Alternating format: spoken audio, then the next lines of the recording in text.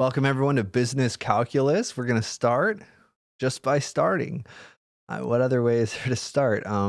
So we're in 2.1, but before we really get into 2.1 itself, which talks about instantaneous rate of change in tangent lines, I want to spend a little time giving you a broad overview of what Chapter 2 is going to look like. Chapter 1 is just review, so if you're curious as to why we're not starting at 1, that's why. So chapter 2 roughly is going to talk about this concept called the derivative. Probably the most famous concept of calculus is a derivative. What is a derivative? I'm not going to tell you yet. You're going to have to come back for more, okay? So yeah, but let's get an idea of what we're really going to sort of be talking about. So remember that the slope of a line is just rise over run, okay? We have a line here. Rise can be thought of as delta y, the change in y. It's the difference between the second y value and the first y value. We can see it visually right here. We've calculated slopes of lines many, many times. Well, what we're going towards in this chapter, no spoilers, but what we're going towards in this chapter is the idea of finding the slope of not just a line, but actually the slope of any function. And you might say, okay, what does the slope of a function even mean? And we have a little picture for you, is that the slope of this blue function at this point can be represented by the slope of this red function. How do we find that? I don't know. We're going to find out together. Well, not really. I've actually known this for a few years now, but you will all find out together. All right, and that's kind of where we're going. And we're going to get a lot of that actually in the very first section today when we talk about instantaneous and average velocities. And specifically, we're going to start with 2.1.1, position and velocity. So we have a beautiful picture that has totally not been stretched out at all. This beautiful picture of this person who is dropping a tomato off of a 100-foot tall building. Okay. Excellent artistic rendering. And you can see at different amounts of times where the tomato is. So at the start, the tomato is just right there. We're dropping it just right there. And then after a second, it's down here. After 2 seconds, it's down here. And it takes 2.5 seconds and it splats on the ground and makes a big mess and we got to clean it up. Okay. And so we're going to look at what the position of that tomato is and what is its speed, what is its velocity. All right. So this is one way to visualize the information, but we could also visualize it in a table. Okay. So the time here, how high the tomato is, you can see it. So visually, this is what's going on at different points of time. And in a table, this is what's going on. And we can be a little bit more accurate here, right? How high is the tomato right here?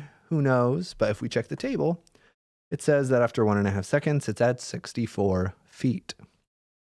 So what I want you to do right now is go through your notes and see how many of these questions you can answer. One of the big things that we're going to be doing in this class is have you pause the video. That's one of the nice things about videos is you can pause, catch up, slow down, rewind, fast forward, all this stuff.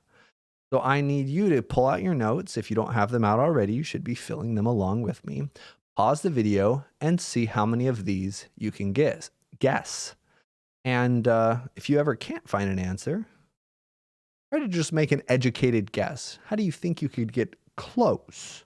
All right, so pause now, and then we'll do it together afterwards. All right, so how long did it take for the tomato to drop 100 feet? That's pretty straightforward. Well, it started at 100 feet here, and it ended at the ground here. How long did that take? 2.5 seconds.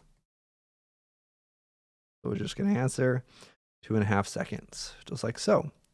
How far did it fall during the first second? Well, started at 100 feet. 1 second later, it's at 84 feet. What's the difference between 100 and 84?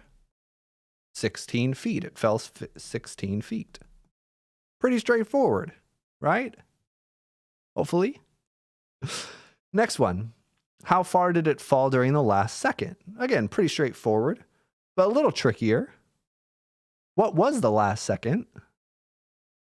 Well, the last second is the second before it hit the ground. So that's from 1.5 seconds to 2.5 seconds. It fell 64 feet in the last second. So you can already see, right? In the first second, it only fell 16 feet. In the last second, it fell 4 times as many feet, right? It's going much faster in the last second than it was at the first second because that's how gravity works. Gravity makes things fall faster and faster until it reaches terminal velocity. Okay. Anyway, getting a little ahead of myself. Letter D, what was the average velocity during its fall? Now, you should have seen this quantity before, average velocity, in a pre-calculus class. Average velocity or average speed is just going to be the change in position over the change in time. How far has it gone in how much time? Well, during its fall, how far did it go during its during its fall? Well, it went 100 feet. That's the change in its position. How long did it take? What's the change in time during all this stuff? The change in time, it took 2.5 seconds. So 100 feet is the change in position. 2.5 seconds is the change in time. And we divide that out. And let's say hypothetically we didn't want a mistake. It should be 4. But let's say hypothetically we didn't want to make a mistake. We could pull out a calculator and say, what is 100? This is Desmos divided by 2.5. It's 40 right there. Great. What are our units? Our units are feet per second. So on average, we know how fast this tomato is falling. On average, it's falling 40 feet per second. Now we know that that speed is always changing. That's how gravity works. Not falling very fast here and then falling a little faster, faster, and faster until it hits the ground. All right. This speed is always changing. Gravity will do that. How fast is it changing? Well, about 16 feet per second, 32 feet per second, every second. All right. That's the gravitational constant in the imperial system, 9.8 meters per second every second for a metric system. But on average, it's falling 40 feet per second. How fast was the tomato falling 1 second after it was dropped? Now, if you do know a little bit about physics, if you know that the acceleration due to gravity is 32 feet per second every second, then you could actually know the right answer here. It's 32 feet per second. It's gaining 32 feet per second every second that it's falling. So after 1 second, that's how fast it was going. But you wouldn't be expected to know that. You don't need to know physics for this class. But what we can do is get some approximations using this information. How can we approximate this? Well, hopefully you have some ideas.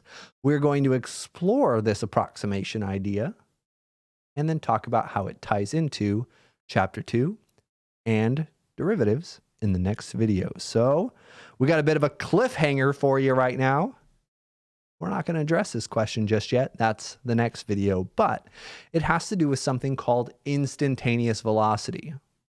When you're driving your car on the freeway, or really anywhere you're driving your car, you could calculate your average velocity. How far have you gone in how much time? If it took you 2 hours to drive to Portland, you could say, okay, well, how far away is Portland? Divided by 2 hours, you can find your average speed. But also in your car, you have a speedometer. Your speedometer shows you your instantaneous velocity. How fast are you going at that moment? This tomato was not equipped with a speedometer. We're going to have to be a little bit more creative on how we could find its instantaneous velocity.